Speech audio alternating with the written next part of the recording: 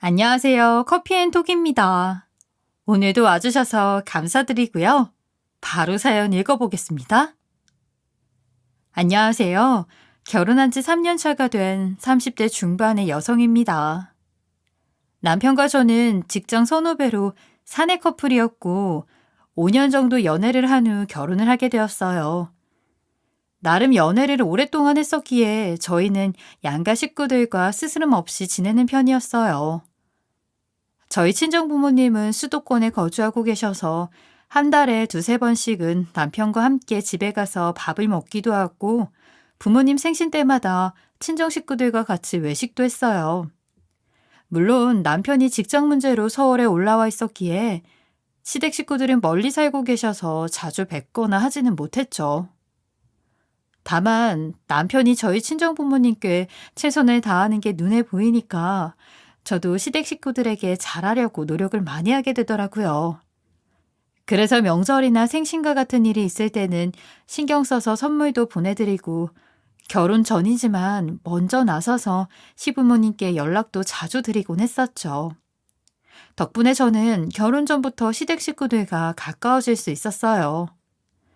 주변 지인들 말을 들어보면 여자는 결혼한 순간부터 시댁의 노예가 되어야 하고 시집살이를 피할 수 있는 방법은 없다고 하더군요. 그래서인지 가끔씩 결혼을 앞두고 있는 지인들은 시집살이에 대한 불안감 때문인지 결혼 전 급하게 시어머니에게 잘 보이려고 선물을 드리면서 아부를 떨기도 하더라고요. 하지만 저는 애초에 남편 없이 시부모님을 만나도 전혀 상관없을 만큼 시부모님과 가까워져 있었기에 선물 공세나 아부를 떨지 않아도 최소한 시집살이로 고민할 필요는 없을 것이라고 생각했어요. 그러나 막상 결혼을 해보니 결혼 전과 후는 확실히 다르더라고요. 저희 부부는 결혼을 하게 되었어도 맞벌이를 해야 했기에 신혼집을 회사 주변에 얻어 살았어요. 그래서 친정 식구들과는 다르게 시댁과는 4시간 정도 떨어진 거리에서 살다 보니 자주 왕래를 할 수 없었죠. 보통 명절 때나 시부모님 생신 때만 마음먹고 찾아가는 정도였기에 저로서는 시어머니와 시집살이 문제로 부딪힐 일이 없을 것이라고 생각을 했어요. 그런데 막상 결혼을 하고 신혼살림을 차려놓으니 헉하면 시어머니가 혼자 신혼집에 찾아오시더군요. 시아버지는 몸이 편찮으시다 보니 함께 오시는 게 쉽지가 않아서 저희 신혼집에 대부분 시어머니 혼자 찾아오셨어요. 처음에는 막무가내로 연락도 없이 찾아오시는 시어머니가 불편했지만 좋은 게 좋은 거라고 생각하고 그냥 아들 부부가 잘 살고 있는지 구경하러 오셨구나 하면서 넘어갔어요. 그러나 시어머니가 생각보다 너무 자주 찾아오시더군요. 게다가 연락도 없이 불쑥불쑥 오시니까 시어머니가 언제 갑자기 찾아오실지 몰라서 괜히 불안한 마음이 들었죠.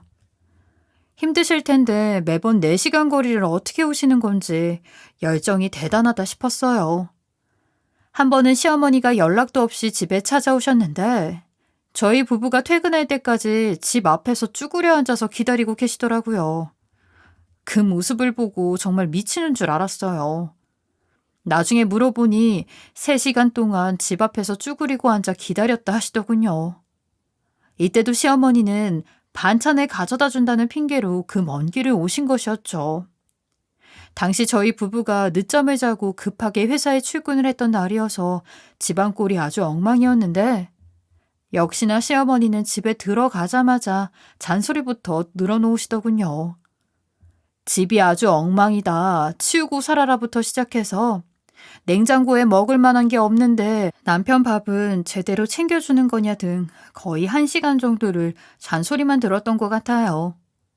안 그래도 퇴근 후 몸도 마음도 지쳐있는데 시어머니가 1시간 동안 잔소리를 퍼부으니까 보다 못한 남편이 시어머니에게 이 사람이랑 나랑 둘 다 직장 생활하고 힘드니까 이 정도는 이해를 해줘요 라면서 한마디 하더군요. 남편이 제 편에 드니까 시어머니가 서운했는지 2번 다시 너네 집에 오나 보라고 둘이 잘 먹고 잘 살아봐라 하면서 노발대발 소리를 치고 가셨어요. 그날 이후로 시어머니는 저희 신혼집에 정말로 찾아오지 않으셨죠. 덕분에 시어머니가 언제 들이닥칠까 하는 불안감에 떨지 않아도 되었고 편안하게 생활할 수 있었어요. 그러나 그날 이후로 시어머니가 유난히 제사 명절에 집착을 하시더군요. 남편 말을 들어보니 원래 그 정도까지는 아니었는데 저와 결혼 후에 더 심하게 명절이나 제사를 챙기시는 것 같다고 하더라고요. 시어머니가 대체 왜 그러는지 이해가 되지는 않았지만 며느리로서 명절이나 제사에 참석하지 않을 수 없었기에 저는 한 번도 빼놓지 않고 시댁에 방문을 했었어요. 시어머니는 지난날 이후로 명절이나 제사 때마다 시집살이를 심하게 시키셨는데 그보다 더 힘들었던 것은 시집 안 간 시누이도 은근히 거들면서 시집살이를 시키려고 한다는 것이었죠. 결혼 초반까지만 하더라도 시어머니가 종종 명절이나 제사 음식을 옆에서 도와주셨는데 그 일 이후로 시어머니는 아예 제사나 명절 음식은 손도 대지 않으시더군요. 게다가 시어머니는 이리저리 핑계를 대면서 평소보다 2배 이상 음식 준비를 하라고 시키셨어요. 덕분에 저는 시댁에 가면 거의 하루 종일 음식 준비에만 매달릴 수밖에 없었죠.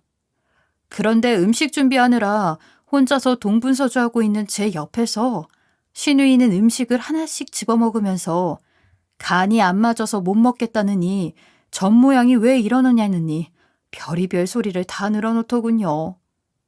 처음에는 안 그래도 바쁜데 시누이 잔소리까지 듣고 싶지 않아서 그냥 못 들은 척하고 넘어가려고 했죠. 그런데 시누이는 그게 짜증이 났나 봐요. 일부러 시어머니 옆에 찰싹 달라붙어서 동태전을 먹고 싶다고 그것도 하면 안 되냐며 애교를 부리더군요. 그러자 시어머니는 시누이의 애교에 넘어가서 저에게 동태전 재료를 사와서 만들라고 하시더라고요. 결국 저는 시어머니의 말씀에 어쩔 수 없이 동태전 재료를 사와서 만들었는데 더 기가 막혔던 것은 막상 힘들게 땀 뻘뻘 흘리면서 만들어 놓으니 시누이는 비린내가 나서 동태전에 손이 안 간다면서 입에 대지도 않더라고요. 시댁에만 가면 매번 이런 일들이 생기니 나중에는 명절이나 제사가 있는 달에는 괜히 예민해지고 힘들더군요.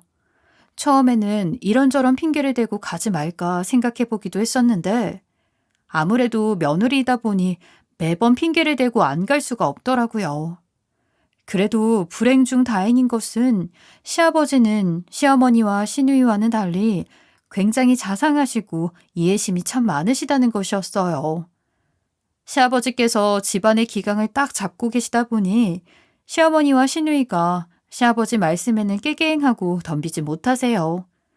그래서 시댁에 가게 되면 부엌에서 요리할 때 빼고는 웬만하면 남편과 시아버지랑 함께 있지 시어머니와 시누이 옆에 붙어 있지 않아요. 그러나 시댁에 제사가 많은 편이다 보니 명절이랑 제사까지 합쳐서 거의 6번은 시댁에 가는데 제가 일부러 시아버지와 남편 옆에 붙어 있으려고 하니까 어느 순간부터는 시어머니가 눈치를 채신 것 같더라고요. 시어머니는 그 꼴도 꼴 보기가 싫었는지 제가 부엌 일을 끝내고 남편과 시아버지 옆으로 가려고 하면 괜히 막아서거나 시아버지랑 대화 좀 하려고 하면 말을 가로채는 등의 행동을 하셨어요. 그래도 다행히 시아버지가 심하다 싶은 것들은 옆에서 잘 막아주시고 제 이야기를 잘 들어주시려고 했죠. 제 입장에서는 이런 시아버지가 있어서 참 다행이라고 생각했어요.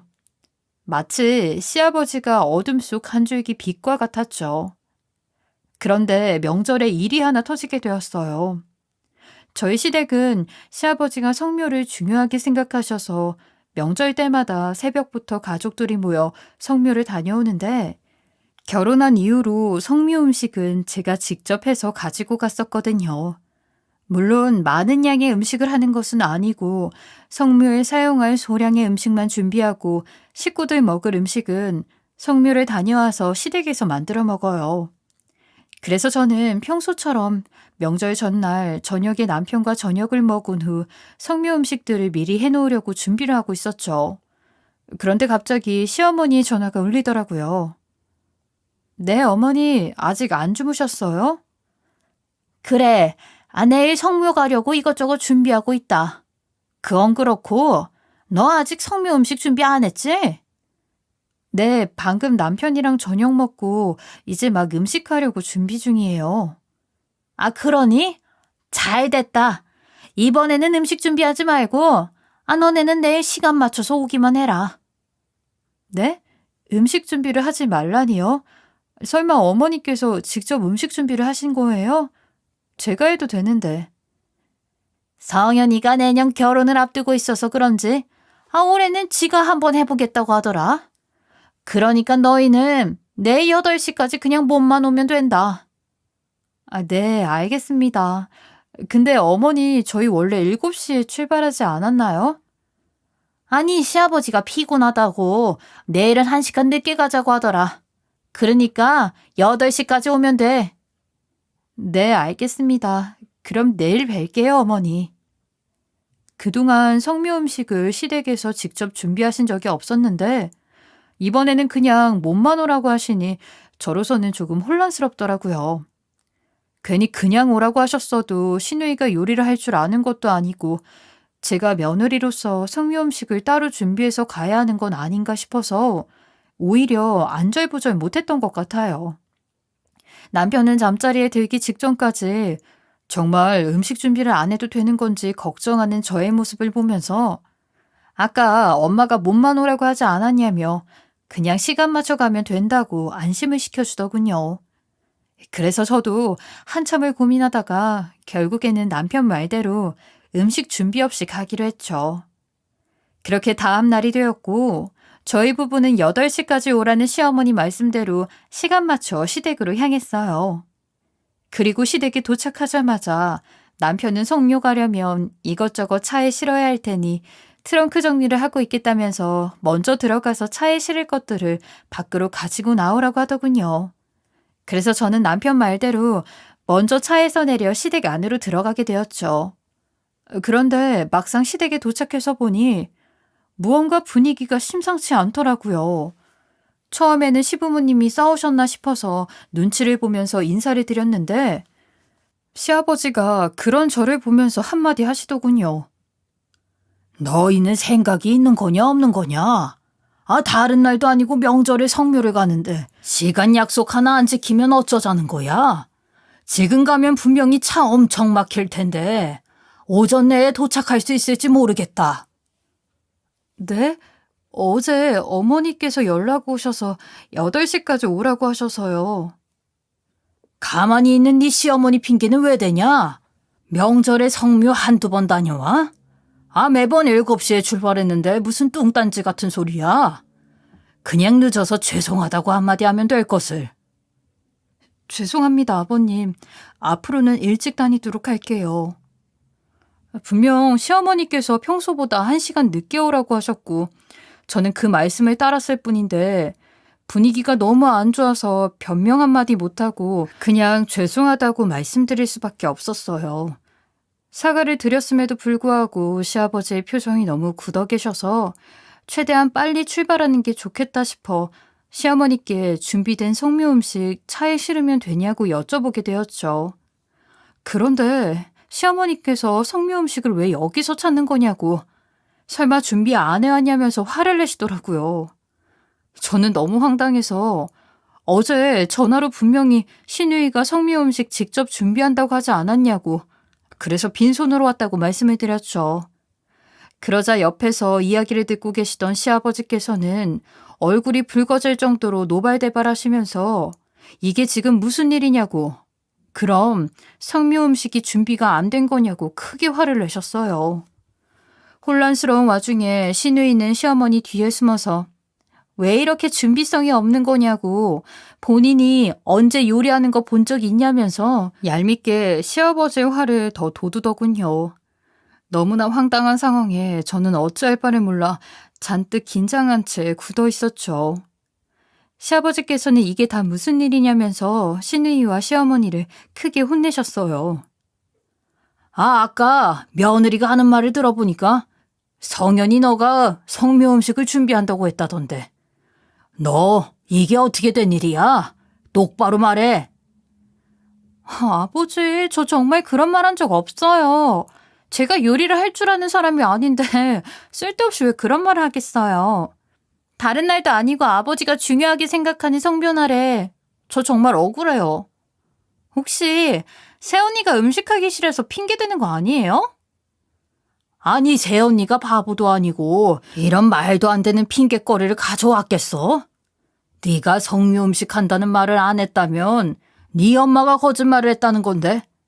그럼 당신이 말해봐. 어제 며느리한테 전화해서 성묘 음식 성현이가 한다고 했어, 안 했어? 여보, 살면서 성현이가 우리한테 거짓말 한 번이라도 한 적 있어요? 그리고 내가 제 요리 솜씨를 아는데 굳이 며느리한테 전화해서 성묘 음식을 하지 말라고 했겠냐고요. 그럼 이게 어떻게 된 일이야? 내가 성묘 중요하게 생각하는 거 며느리가 몰랐을 리는 없을 텐데. 알고 있는 대로 똑바로 말해. 아버지, 이런 상황에서 할 말은 아니지만 평소에 새언니 거짓말 잘해요. 그리고 지난번에 엄마 말 들어보니 게으름 피우는 것도 있는 것 같고요.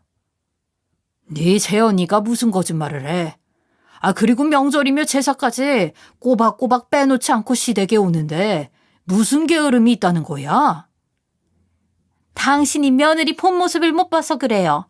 아내가 오죽하면 며느리 집에 찾아가지도 않겠어요? 마지막으로 쟤네 신혼집 찾아갔을 때 야근한다고 거짓말 치더니 내가 집 앞에 있다니까 바로 달려오더라고요. 게다가 집안 꼴은 얼마나 엉망인지 늦잠 잤다고 하지만 아주 돼지우리가 따로 없었다니까요. 시어머니와 시누이가 늘어놓는 말도 안 되는 이야기에 저는 황당하고 어이가 없어서 말이 밖으로 안 나오더라고요. 시아버지 앞에서 거짓말을 아무렇지 않게 내뱉으며 둘이 짜고 사람 하나 바보로 만드는데 이게 말이나 되는 일인가 싶었어요. 게다가 저를 거짓말쟁이로 몰아가는데 이 난관을 어떻게 헤쳐나가야 할지 막막함이 생겼죠. 시아버지는 두 사람이 억울하다면서 제 탓이라고 하니까 한숨을 크게 쉬더니 저에게 거짓말하지 말고 있는 그대로 말해보라고 하셨어요. 그래서 저도 억울하다고 분명히 시어머니가 전날 밤에 전화를 하셔서 시누이가 성묘 음식을 준비한다고 했다고 이야기를 하려고 했죠.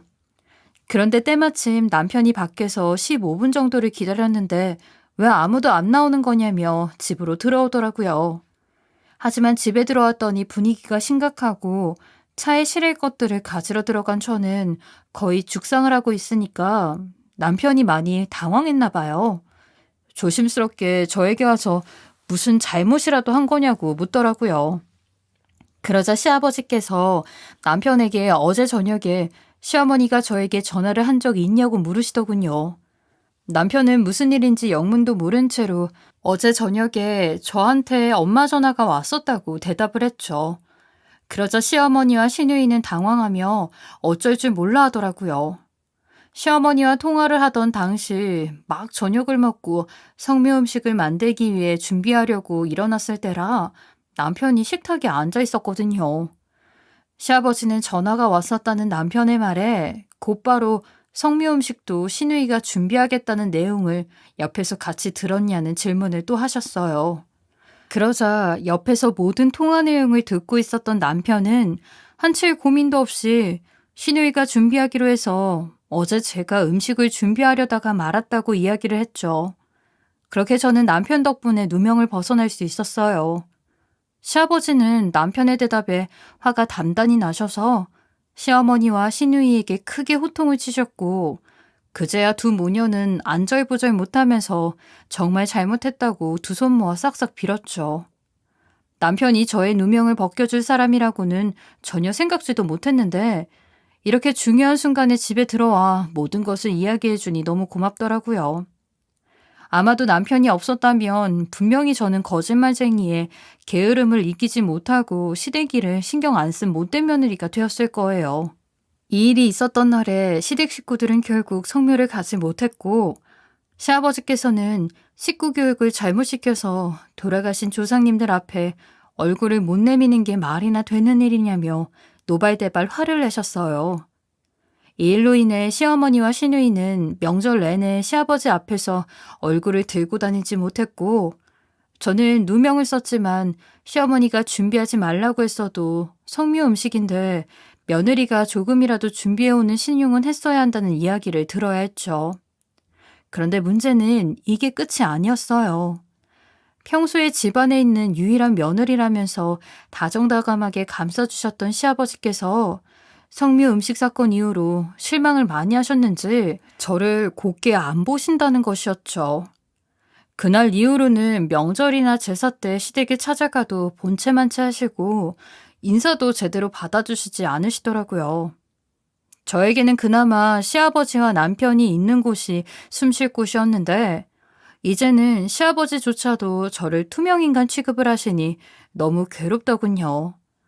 그래서인지 저는 명절 때마다 시댁 가는 길이 아주 지옥으로 걸어 들어가는 길 같아서 너무 힘들었어요. 남편도 지난번 일 때문에 신경이 많이 쓰였던 것 같아요. 이전에는 명절이고 제사인데 아무리 힘들어도 시댁에는 가야지라는 반응이었다면 이제는 그냥 힘들면 명절 지나서 가거나 아예 가지 말자고 하더라고요. 마음 같아서는 저도 그냥 남편 말을 핑계 삼아서 시댁에 발도 붙이고 싶지 않았죠. 시댁 식구들이 반겨주지도 않고 구박에 누명만 씌우는데 뭐가 좋다고 실실 웃으며 가고 싶겠어요. 하지만 평생 식구들 얼굴을 안 보고 살 것도 아니고 미운 털 박힌 사람이 피해버리면 오히려 더 큰 미움을 받는다는 생각이 들더라고요. 그래서 지옥문으로 향하는 것 같아도 꾸역꾸역 억지로 참으면서 명절이며 제사까지 빼놓지 않고 갔었죠. 그래서 작년 추석에도 저는 친정에 먼저 들러 엄마와 아버지 얼굴을 보고 시댁에 갔었어요. 원래 남편과 결혼 전에 약속했던 것은 명절 당일에 시댁에 먼저 갔다가 친정에 가서 하루 자고 집으로 가는 것이었는데 막상 시댁에 다녀오면 친정 가는 게 쉽지는 않더라고요. 그래서 요즘에는 친정에 먼저 갔다가 시댁에 가는 편이에요. 그래서 작년 추석에는 친정에 먼저 들렸었는데 그날따라 엄마가 컨디션이 너무 안 좋다면서 계속 누워만 계시더라고요. 아버지도 엄마의 컨디션이 너무 안 좋아서 이번 명절에는 큰 집에 가지 않고 집에서만 지낼 예정이라고 하셨죠. 집에만 계신다니 그나마 다행이기는 했지만 엄마가 너무 힘들어하시는 것 같아 병원이라도 모시고 가야 하는 것은 아닌가 하는 걱정이 되더라고요.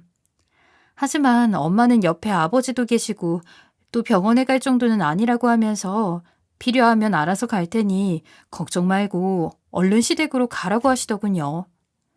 누가 봐도 몸이 많이 안 좋아 보이시는데 자식으로서 모른 척하고 가는 게 말이 되나 싶어 고민이 되었죠. 그러나 부모님께서는 괜히 명절날 밉보이면 안 된다면서 그냥 시댁으로 넘어가라고 하시고 우리나라 며느리라면 시댁 일이 우선인지라 결국 저는 아픈 엄마를 두고 시댁으로 내려갈 수밖에 없었어요. 그렇게 몇 시간을 달려 저와 남편은 시댁에 도착했고 불편한 마음을 안고 시어머니가 시키는 대로 명절 음식을 만들기 시작했죠.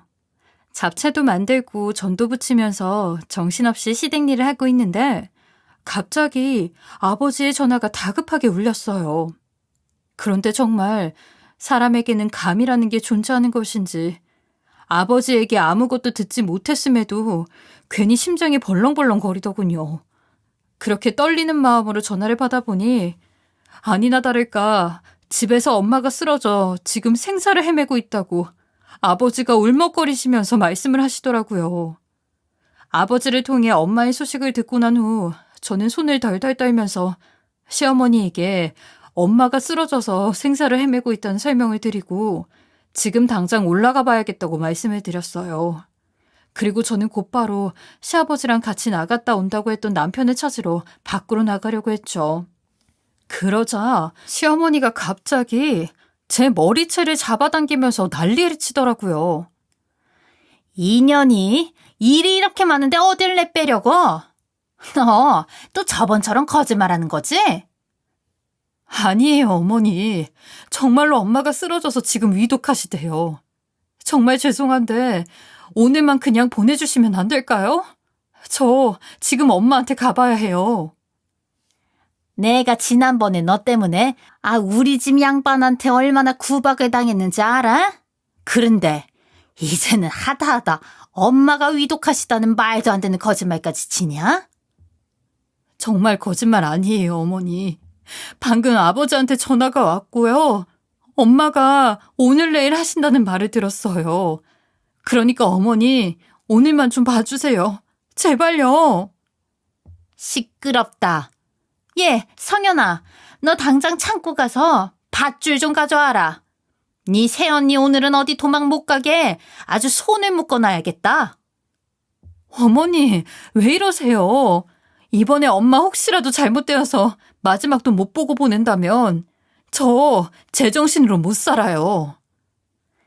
네가 이런 거짓된 마음을 가지고 우리 조상님들에게 명절상을 올리니까 네 엄마가 너 대신에 천벌을 받은 거야. 그리고 네가 제정신으로 살거나 말거나 그건 내 알 바 아니다. 어차피 여자는 결혼하면 남자 집안 사람인데 네가 거길 왜 가니? 너는 내 허락 없이 절대 이 집 밖으로 못 나간다. 대체 그게 무슨 말씀이세요? 아무리 그래도 친정엄마가 위독하시다는데 제가 가봐야죠. 그리고 천벌이라니요. 말씀이 너무 심하세요. 원래 자식 잘못 낳아놓은 죄는 부모가 대신 받게 되어 있지. 명절이며 제사 때만 되면 이런저런 거짓말만 늘어놓고 도망갈 생각만 하는 너 때문에 우리 집 조상들이 노하셔서 네 엄마한테 아주 큰 벌을 내리신 거다. 어머니, 무슨 말씀을 그렇게 하세요? 조상님들이 저희 엄마한테 큰 벌을 내리셨다니요. 아, 그럼 이게 벌 내리신 게 아니면 뭐냐? 그러니까 네 엄마한테 준 그 천벌 물리고 싶으면 다시 명절 음식하고 끝까지 명절 다 세고 가. 네가 정성을 다해서 음식하고 우리 집 조상님들께 천벌 물려달라고 빌면 불쌍한 사람 한 푼 던져주는 심정으로 조상님들이 안쓰러워 큰 벌은 물려주시지 않겠니? 저는 결국 시누이가 가지고 온 밧줄로 온몸이 묶여 옴짝달싹하지 못하게 되었어요. 시누이는 제가 시어머니한테 묶여 움직이지 못하는 모습을 보고는 지난번 일 때문에 기분이 나빴는데 고소하다면서 좋다고 웃고 있더라고요. 당장 시아버지와 남편은 밖에 나가 있어 집안에는 도와줄 사람이 없는데 저는 온몸이 묶여 움직이지 못하니 어떻게 해야 할지 모르겠더군요. 그래도 엄마를 보러 가야 한다는 일념 하나로 포기하지 않고 어떻게든 이 두 모녀에게 벗어나고자 안간힘을 쓰고 있었어요. 당장 밧줄 풀어달라고 소리도 질러보고 날카로운 물건을 찾아서 밧줄을 끊어볼 생각도 해보고 별의별 방법을 다 써봤죠. 하지만 이미 시어머니와 시누이가 밧줄을 끊고 도망갈까봐 제 주변에 있는 날카로운 물건들은 다 치워버렸고 전원주택이라 소리를 질러도 집 안으로 들어오는 사람은 없었어요. 이 두 모녀 때문에 엄마의 위급한 상황을 못 보는 게 너무 억울하더라고요. 그러나 묶여있는 상태에서는 제가 할 수 있는 게 없었어요. 그렇게 저는 약 1시간 넘게 같은 자리에 묶여 있었죠. 시간이 흐를수록 저는 점점 지쳐가고 있었고 시어머니와 시누이는 이런 저의 모습을 비웃으면서 하하호호 즐거워 보이더군요. 도저히 엄마에게 갈 수 있겠다는 희망이 보이지가 않았고 점점 포기가 되어갈 때쯤 시아버지가 기적적으로 부엌에 들어오셨어요. 그리고 밧줄에 꽁꽁 묶여서 옴싹달싹 못하고 있는 저의 모습을 보시고는 내 집에서 이게 대체 무슨 짓이냐며 노발대발 하셨죠. 시어머니와 시누이는 갑작스러운 시아버지의 등장에 놀라서 토끼눈이 된 채로 허겁지겁 제 몸에 묶인 밧줄을 풀기 시작했어요. 이후 이게 어떻게 된 일인지 설명을 해주겠다면서 시아버지 앞에서 횡설수설 변명을 늘어놓았죠. 하지만 이미 시아버지는 부엌에 들어오기 전부터 시어머니와 시누이가 하는 말을 듣고 계셨던 것 같아요. 사실은 저희 시아버지도 예전에 뇌졸중으로 쓰러지시면서 마비가 오신 후 한쪽 부분은 아예 못 쓰시거든요.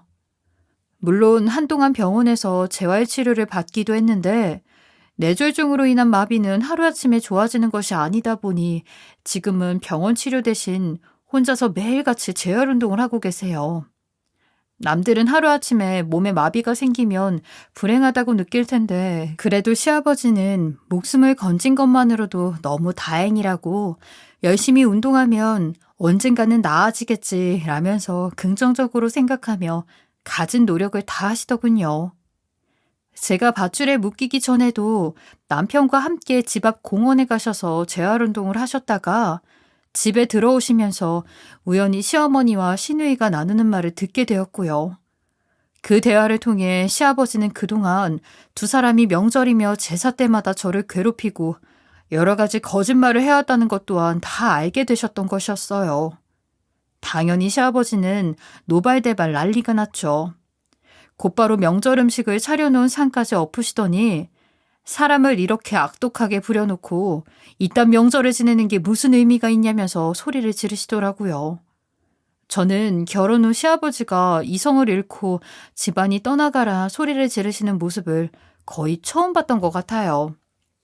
지난번 성묘음식 사건 때도 이 정도까지는 아니었거든요. 정말 무서운 모습으로 시아버지가 화를 내시니 저는 당연히 시어머니와 시누이가 곧바로 무릎을 꿇고 용서를 빌 줄 알았죠. 그러나 두 모녀는 더 이상 못 참겠다면서 시아버지에게 덤비더라고요. 심지어는 시아버지를 밀쳐서 넘어뜨리기까지 했어요. 그러자 시아버지도 두 모녀의 막무가내 행동을 참지 못하겠다 생각하셨는지 화를 못 참고 시어머니에게 뺨까지 올리셨죠. 결국 집안은 한순간에 쑥대밭이 되었고 남편도 밖에서 소리를 듣고 놀라서 달려오더라고요. 하지만 그러던가 말든가 일단은 엄마에게 먼저 가는 것이 우선이었어요. 그래서 저는 뒤돌아보지 않고 일단 친정엄마한테 가야 하니 먼저 올라가겠다고 하면서 시댁을 그냥 나와버렸어요. 그리고 급한 마음에 저는 요금이 얼마나 나오던 상관없이 곧장 택시를 잡아탄 후 병원으로 가게 되었죠. 그렇게 병원에 도착하자마자 허겁지겁 엄마가 계신 곳으로 달려갔는데 허무하게도 이미 엄마는 저에게 한마디 남기지 못한 채 하늘나라로 떠난 상태였어요. 아버지께서는 저를 발견하시자마자 조금만 빨리 오지 그랬냐면서 붙잡고 오열을 하시더군요. 저도 이미 떠나버린 엄마를 보면서 빨리 오지 못해 죄송하다 외치며 엉엉 울기만 했죠. 그렇게 한참을 울다가 저와 아버지는 정신없이 엄마의 마지막 길을 배웅하기 위해 장례식을 준비하게 되었어요. 빈소가 차려지고 엄마의 부고를 지인과 가족분들에게 알리면서 어느 정도 장례식 준비가 마무리 단계에 접어들자 아버지께서 엄마가 왜 그렇게 된 건지 설명을 해주셨죠. 제가 시댁으로 가고 나니까 뜬금없이 엄마가 아버지에게 그래도 명절인데 큰 집에는 가봐야 하지 않겠냐고 말씀을 꺼내셨다고 하더군요. 그러면서 본인은 몸이 안 좋아서 도저히 갈 수 없으니 아버지라도 다녀오라고 떠미셨고요. 결국 엄마의 성화에 못 이겨 아버지는 큰 집에 가게 되었다고 해요. 하지만 아픈 엄마가 걱정이 되었던 아버지는 큰 집에 인사만 드리고 곧바로 집으로 왔는데 쓰러진 엄마를 늦게 발견하게 되었고 골든타임을 놓쳐서 병원에 도착했다고 하더라고요. 병원에서는 너무 늦어 해줄 수 있는 것이 없었고 결국 엄마를 하늘로 떠나보낼 수밖에 없었던 것이었어요. 저는 아버지의 말씀을 듣고 나서 제 잘못으로 엄마의 마지막 길도 보지 못했다는 죄책감에 시달리게 되었죠. 물론 저의 사정을 모르시는 아버지께서는 엄마의 마지막을 보지 못한 게 저의 잘못은 아니라면서 너무 미안해하지 말라고 하셨어요. 그러나 괜히 제가 시집을 잘못 가서 이런 일이 벌어진 것만 같고 또 엄마가 시댁으로 가라고 했어도 그때 억지로라도 병원에 모시고 갔어야 하나라는 후회가 자꾸만 되더라고요.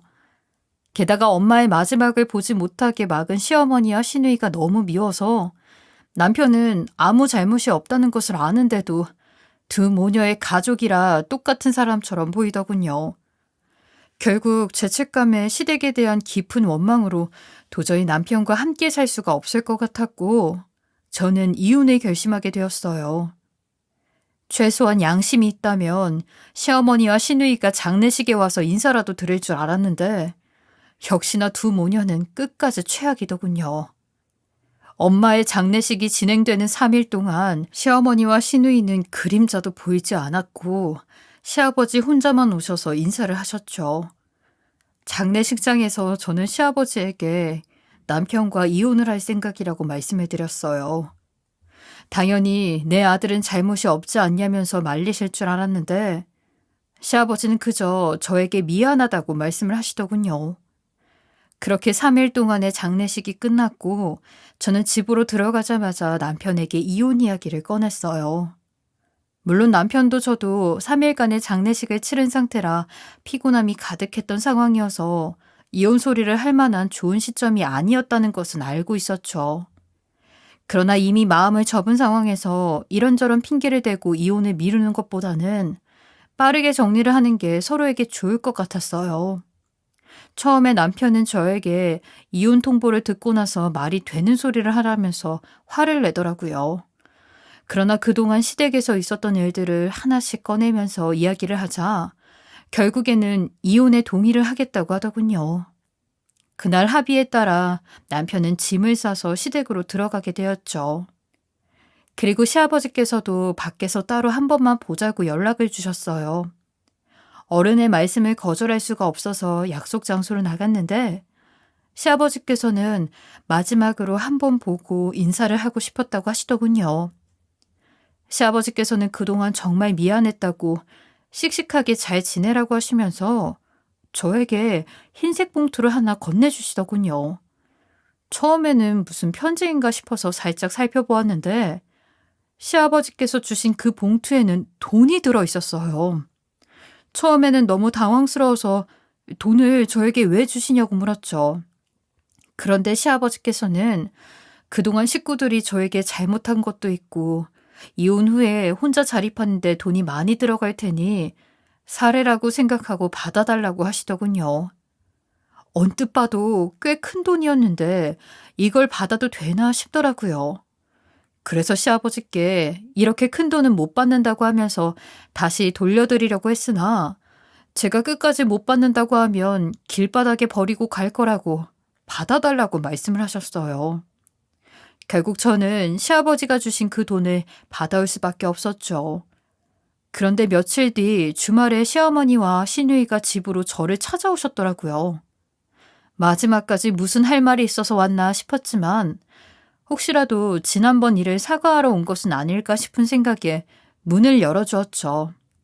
그런데 사과는커녕 두 모녀는 집에 발을 들이자마자 시아버지가 주신 돈을 다시 내놓으라고 난리를 치더라고요. 하지만 저는 그 돈을 왜 내놓으라고 하냐고 분명히 시아버지가 사례로 주시는 돈이라고 했으니 이제는 내 돈이라고 확실하게 말을 했죠.